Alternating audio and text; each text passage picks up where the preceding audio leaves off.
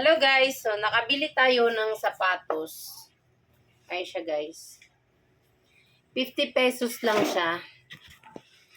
Pang trabaho. Kaso, nagbabakbak siya. Ayun siya guys. So, ayan o, nagbabakbak. So, tatanggalin lang natin yung nagbabakbak. Kasi ito, okay naman siya. O, ayun o. Okay naman siya. Then, may design siya. O, ayan. Yan. Okay pa talaga sa labas. Yung ilalim lang kasi nga na-stuck siya. So, nagbabakbak siya. So, tatanggalin lang natin siya. And then, ayan siya guys. So, sukat natin guys. Ayan, tingnan natin sa paa. So, ayan siya guys.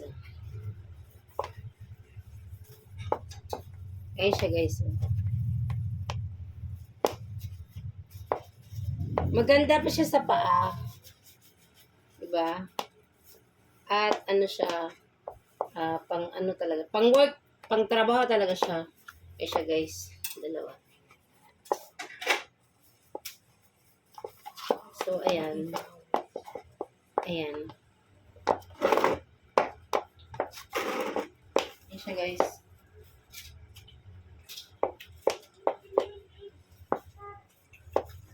Okay pa talaga siya guys. Yung ilalim lang niya, nagbabakbak.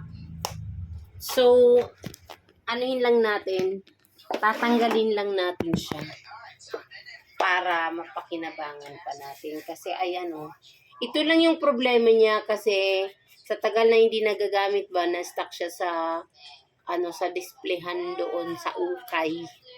Ayun, nagbabakbak siya. Pero pag sinusuotan na lang siya, susuotan na lang natin ng foot sock. Yung ano lang, yung manipis lang. Okay pa siya. Ayan o. Tatanggalin lang natin yung nagbabakbak. So, kaysa bibili tayo ng bago. Pag bibili tayo, kasi tayo ng bago guys, nasa 500. Mayroon naman mura, kaso madali lang din nasira. Ayun lang ang problema guys. So, ayan. Ito lang yung problema niya. Pero, pag natanggal naman to, ito, tulad nito isa, natanggal ko na, okay pa rin naman.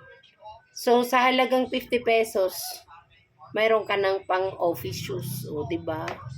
At saka ang tibay niya, hindi siya natatanggal dito. Diba? So, tiyaga tayo. 50 pesos, may shoes na tayo. Diba?